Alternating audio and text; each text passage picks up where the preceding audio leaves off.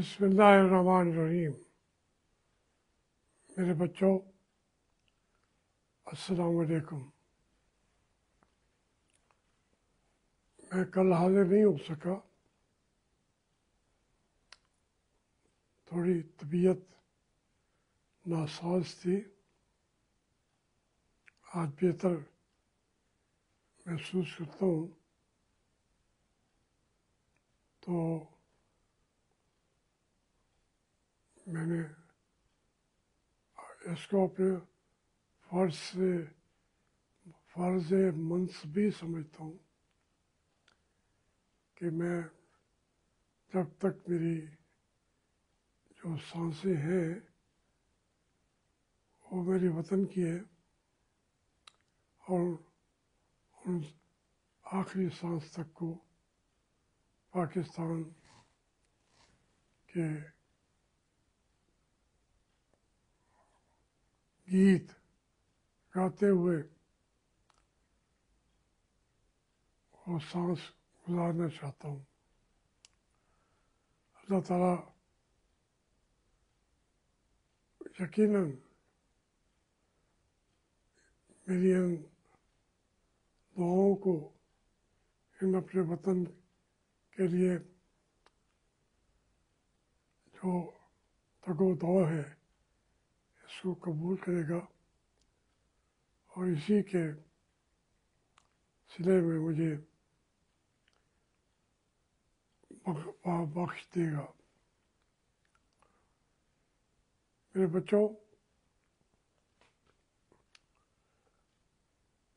बहुत सारी चीज़ें आज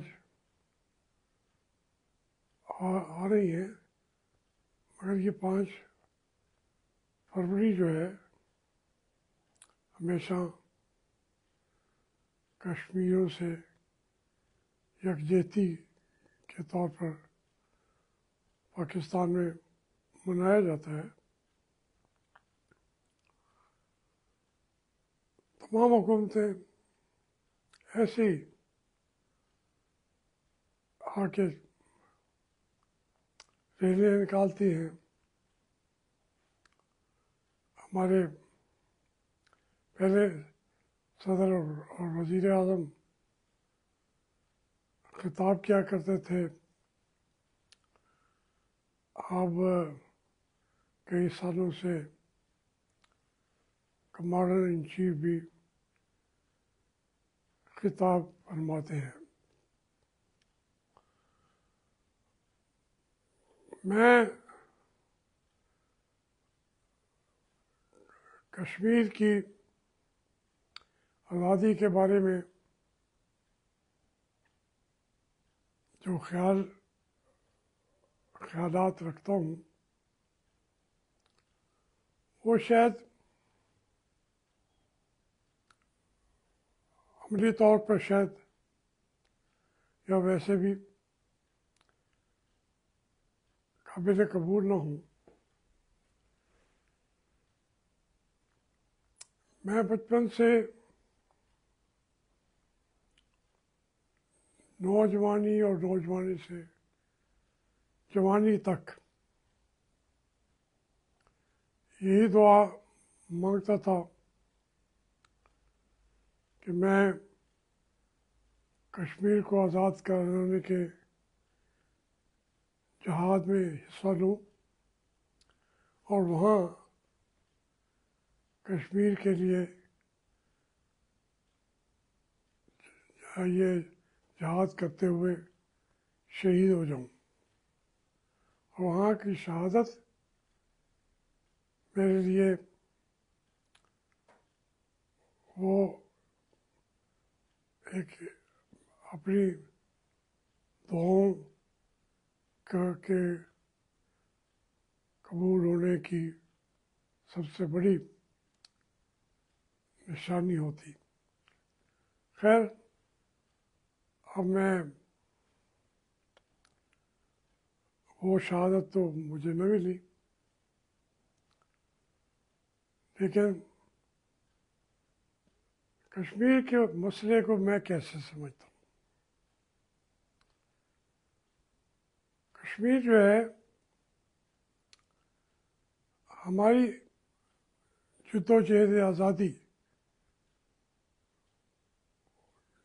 जो पाकिस्तान के लिए की थी हमने, इससे पहले वो जंग वहाँ पे शुरू थी। जब तक ये जैसे डोगरों को वो रियासत बेच दी गई अंग्रेज़ों ने, कुछ पैसे लिए और डोगरों को वहाँ पे हुकूमत का हक दे दिया।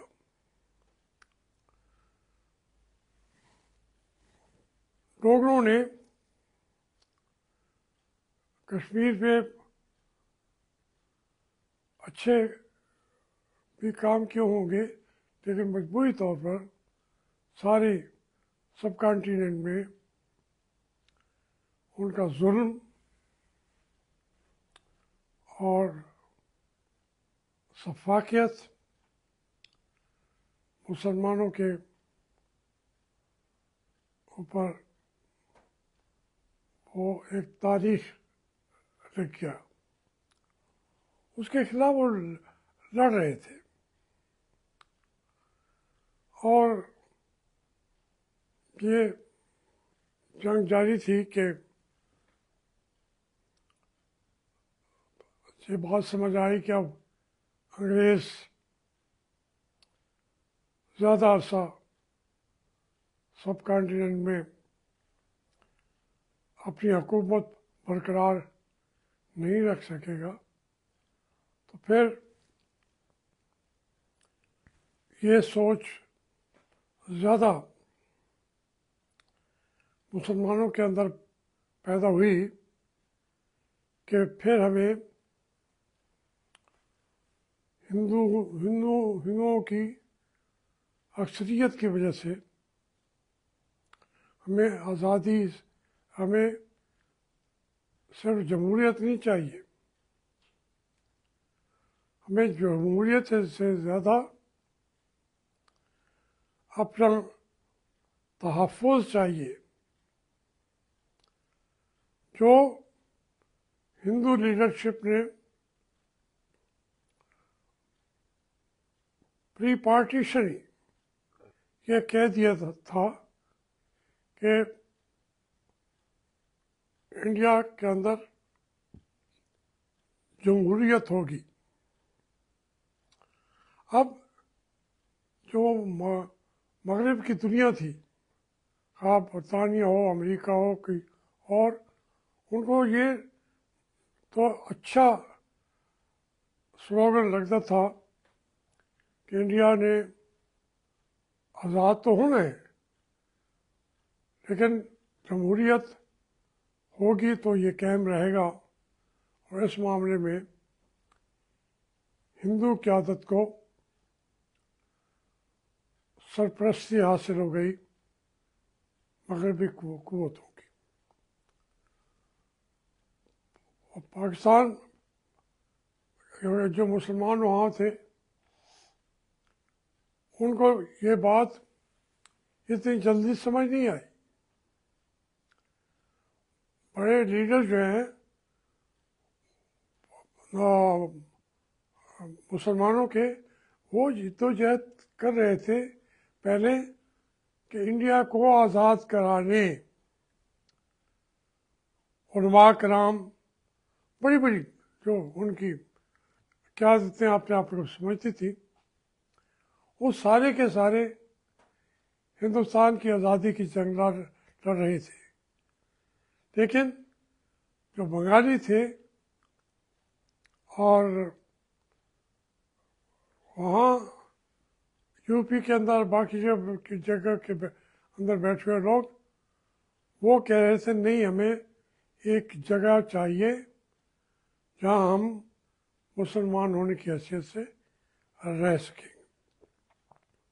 पर ये मुश्किल काम था समझाना लोगों को, तो उसके लिए इस मुकदमे को, कॉम्प्लिकेटेड मुकदमे को लड़ने के लिए मुसलमानों ने एक वकील की खिदमत हासिल कर ली और वो वकील थे कायद आज़म मोहम्मद अली जिन्ना।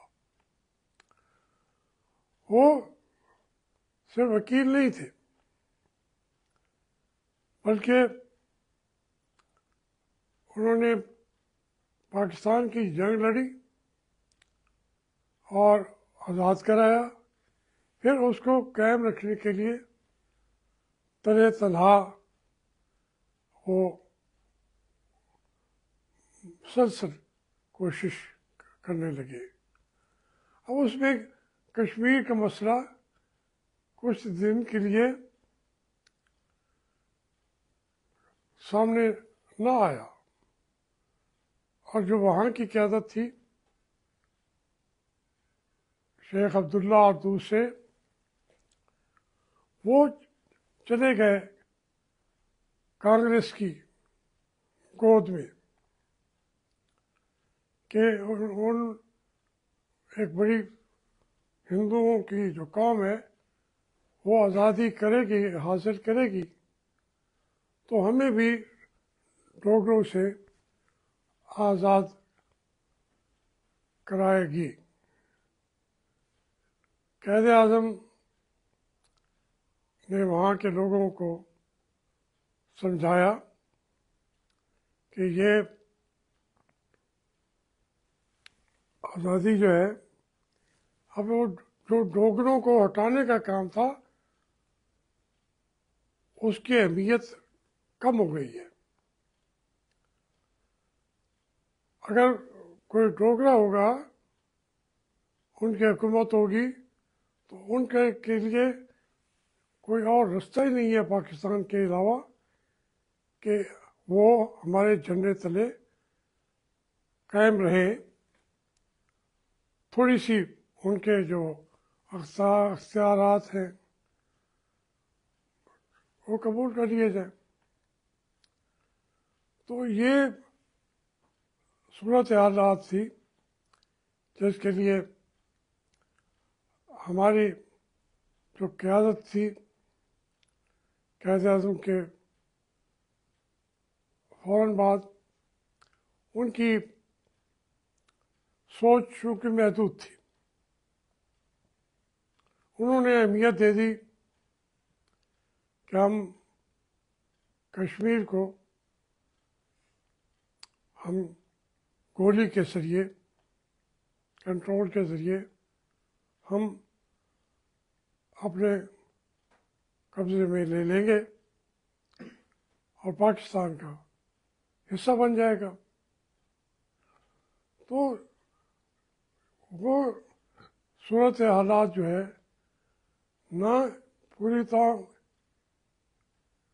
और ना वहाँ पे नेहरू वो कामयाब हो सके, ना पूरी तरह हम वो जहाज जो है वो जहाज कर ही नहीं सके। हमने उन पर कब्ज़ा के लिए भेज दिया एक गैर मुनज़्ज़म ग्रोह के ज़रिए।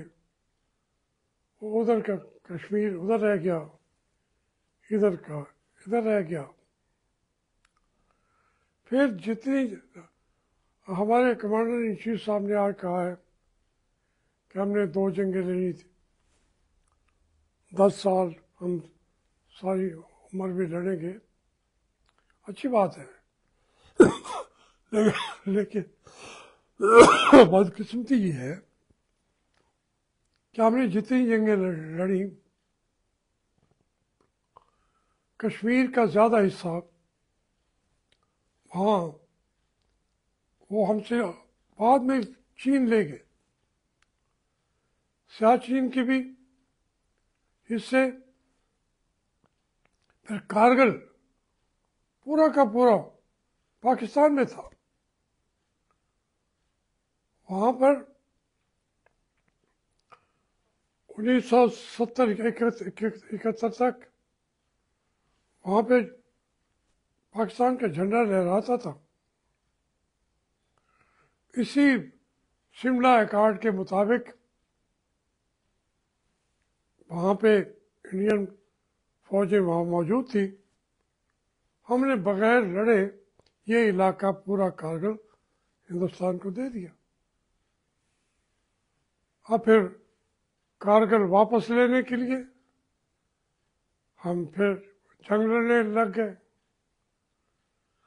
हर जंग जो हमने लड़ी है वो हम हारे। अयूब खान 65 की जंग हार गए, फिर ज़ियाउल हक हार गए, फिर परवेज़ मुशर्रफ हार गए। तो वो जो हम एक फौजी हल तलाश करते हैं, वो पाकिस्तान के लोगों को तो बेचारों को 76 साल से तकरीबन यहाँ पे मार्शल लॉ ही है। हम ठहरे हुए सहमे हुए अपने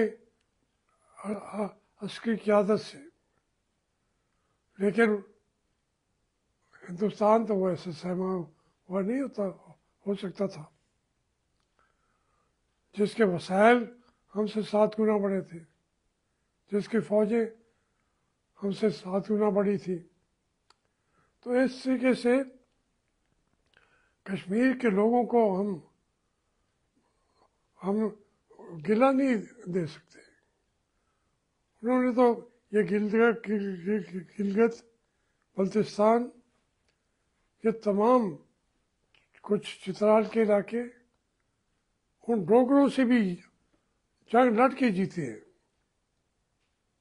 क्योंकि वहाँ उनके उन रियासतें थी, फौज भी थी।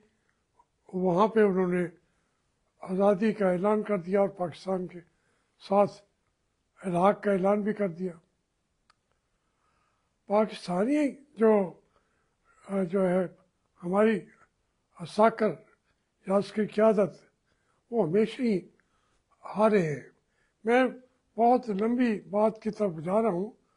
सबसे ज़्यादा तो ये तो बैकग्राउंड मैंने अर्ज करना था, लेकिन वो इंडिया जितना भी जोर लगा ले, कश्मीरियों को गुलाम बना के रखा नहीं जा सकता। अगर वो कश्मीर आज़ाद होता है तो वो किधर जाएगा? पाकिस्तान में। उनको भी इतना हमने नाराज़ किया हुआ है, जो आज आज़ाद कश्मीर है वो भी अपने आप को आज़ाद कश्मीर नहीं समझते। वो कहते हैं हम भी मकबूजा हैं। इंडिया वाले कहते हैं हम मकबूजा हैं। तो फिर इससे हमने कश्मीर के मसले को ज़्यादा पेचीदा कर दिया है। उसके लिए रास्ता वही था जो कायदे आज़म ने सोचा हुआ था। उनके ज़ाती ताल्लुकात थे। कश्मीर के जो राजा थे, महाराजा कश्मीर, वो उन्होंने एक तरीके से, जैसे बीकानेर में भी उनके ताल्लुकात थे, वो सारे पाकिस्तान आना चाहते थे। लेकिन बहरहाल हम जो कायदे आज़म के हम बाद में उनकी जगह पे हमारी क़यादत आई, वो बहुत ठीक नहीं थी। कायदे आज़म के बाद कायदे अपना मिल्लत लियाकत अली ख़ान को भी हमने मार दिया, कत्ल किया। मुआदल मिल्लत मोहतरमा फातिमा जनाब को भी हमने कत्ल किया। हम हैं ना, कत्ल किया। तो इस तरीके से एक पेचीदगियाँ बढ़ती चली गई। आज का ये मुख्तसर वक्त है। अब मैं आता हूँ दो तरफ। एक तो जो आज ट्रंप ने ये कहा है कि हम गजा पे कब्जा कर लेंगे, वो है पागल। कभी वो कनाडा पे कब्जा कर रहा है, कभी वो पनामे पे कब्जा कर रहा है, कभी वो उनके ऊपर 10% टैक्स लगाता है, कभी वापस लेता है। लेकिन ये बात तय है, और मैं ये भी अपनी असेंबली की तकरीरों में भी और अपनी किताबों में भी लिख चुका हूँ, कह चुका हूँ कि 50 साल में अमेरिका ख़त्म हो जाएगा, वो कई रियासतों में तकसीम हो जाएगा। उस वक्त तो मेरी बातों को यूँ ही समझा जाता था, लेकिन 30 साल तो हो गए इस बात को। अब बाकी 20 साल ही रहते थे, लेकिन ट्रंप ने वो 20 साल भी तक भी अमेरिका को नहीं पहुंचाना, बल्कि वो आखिरी सदर लगता है जो अमेरिका के हिस्से बखरे करके, जैसे उन्होंने रूस के वो खुद उसके वज़ीर आज़म ने टुकड़े कर दिए थे, कई मुल्कों में तकसीम कर दिया। ये ट्रंप भी जो है वे उसी के नक्शे कदम पे चल के, उसका नाम अभी मेरे जहन से भूल गया, जो रूसी और का वज़ीर आज़म था या सदर था। तो अब ये रूस के रास्ते पे अमेरिका बड़ी तेज़ी से जाएगा। रूस ने तो अपना मुल्क बचा लिया, अमेरिका तो एक मुल्क है ही नहीं, ये तो रियासतें हैं। और उन्होंने मिल के खाना जंगी हुई, मारा पीटा, तो फिर इन्होंने दबा के उन टुकड़ों को जोड़ के अमेरिका बना लिया। आज अमेरिका के अंदर कैलिफोर्निया सबसे पहले आज़ाद होने वाला यह हिस्सा होगा, और ये सेरा अमेरिका को तोड़ने का और चीज़ों को आउट ऑफ वो उससे निकाल देने का, ये ट्रंप के सर पे बंधेगा ये सेरा। ये ऐसा लगता है कि ये ऐसी आखिरी सदर होगा जो यूनाइटेड स्टेट्स ऑफ अमेरिका, वो थे यूनाइटेड सोवियत, रशिया की जो स्टेट थी, अपना USR, United states of Russia, ये है यूनाइटेड स्टेट्स ऑफ अमेरिका। ये भी अब तकसीम होने को आ गया है। गजा के लोगों को फिर मुबारक हो कि उनको सारी दुनिया अपनी आज़ादी का हीरो समझेगी, जो अपनी जानें कुर्बान करके भी ना, ये कोई आज नया काम तो नहीं हो गया। अभी अफगानिस्तान से गया है, अमेरिका जो है वो अपनी इंतहा की जो उनकी ख्वाहिशें दबी हुई थी, ट्रंप उनकी आज़ार कर रहा है, और ऐसे मुल्क मुआशी तौर पे भी टूटेगा और अमली तौर पे भी वो टूटेगा। ये मेरी पेशीन गोई है। इसी तरीके से बाकी मामलात हैं वो हमारे अंदर के हैं, इंशाल्लाह उस पर बात होती रहेगी। मेहरबानी।